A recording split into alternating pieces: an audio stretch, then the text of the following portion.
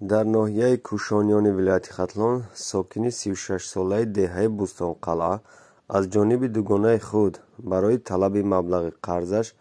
бо 6 зарбаи корд кушта шуд. Тибқи иттилои раёсати Вазорати корҳои дохилӣ дар вилояти Хатлон, шаҳрванд Наргиза Юсупова соли таваллудаш 1986 сокини ҷамоати шаҳраки Бӯстонқалъаи ноҳияи мазкур бо аломатҳои марги маҷбурӣ бо захмҳои халандаву буранда дар қисмати қафаси сина дар ҳолати фавтида ба беморхонаи клиникии вилояти Хатлон ба номи Бурӣ Воҳидов расонида шудааст.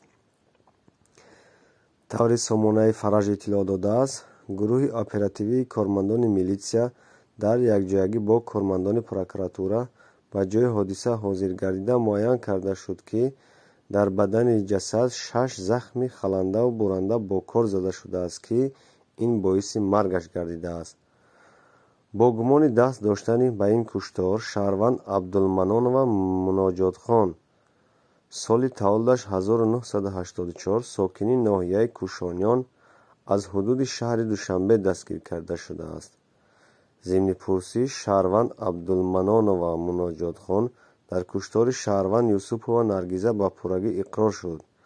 худи ӯ иброз доштааст, ки чанд муддат бо марҳум ошноӣ пайдо карда аз ӯ миқдори муайян пул қарздор будааст ва зимни бозпас додани қарз дар манзили истиқоматии марҳум бо сабаби зиёд талаб намудани фоизи қарзи муноқиша сар зада, гумонбар бо корди ҳамроҳи худ овардааш бо як бераҳмии махсус Наргиза Юсуповаро 6 кор зада аз по афтонида ҷои ҳодисаро тарк кардааст. нисбати Маннонова Муноҷотхон дар прокуратураи ноҳияи Кӯшониён парвандаи ҷиноятӣ бо моддаи 104 қисми 1 Кодекси ҷиноятии Ҷумҳурии Тоҷикистон тафтишот оғоз